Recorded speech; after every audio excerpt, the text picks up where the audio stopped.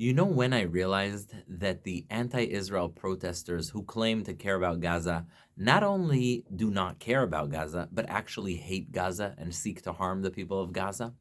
I went to observe one of their rallies this week. It was not far from where I was. And I wanted to see what they're chanting. What are they asking for? What's the fuss all about? And they're chanting about the right to return, quote unquote. That is to return to where Palestinians left in 1948. Now, the people there could have been chanting for humanitarian aid to the people in Gaza. They could have been chanting for diplomatic recognition for the Palestinian people. They could have been chanting for a ceasefire in which we can ensure mutual recognition and peace. No, none of that.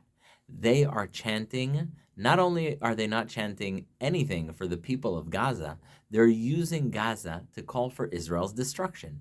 They are saying we want the right to return, which is a nice way for them to say they want Israel's absolute destruction. They will not recognize Israel's establishment in 1948. They will not recognize the borders that the entire international community voted on in 1948, which was in fact a vote that happened in 1920 and should have been implemented in 1920.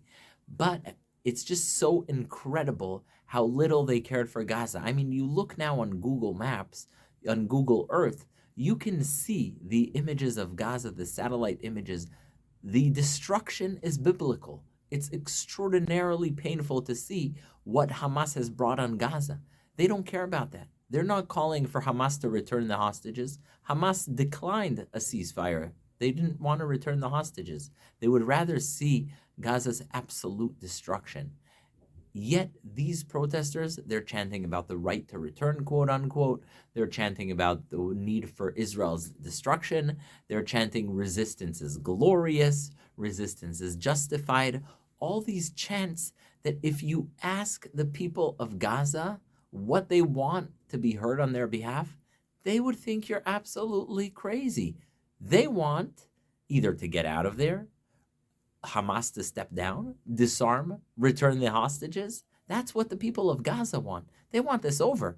They don't want to be pawns for fancy college kids all dressed with Lululemon and Ralph Lauren and Nautica and what have you not. They don't want to be their pawns. They want to live free of terror. And you see these young people thinking they're doing anyone a service by chanting. By the way, their chants and encampments only begin when the weather is good, because of course this is a sport by now. And nothing for the people of Gaza, just calls for the destruction of Israel, calls for a return to the 48 borders. I mean, think about that.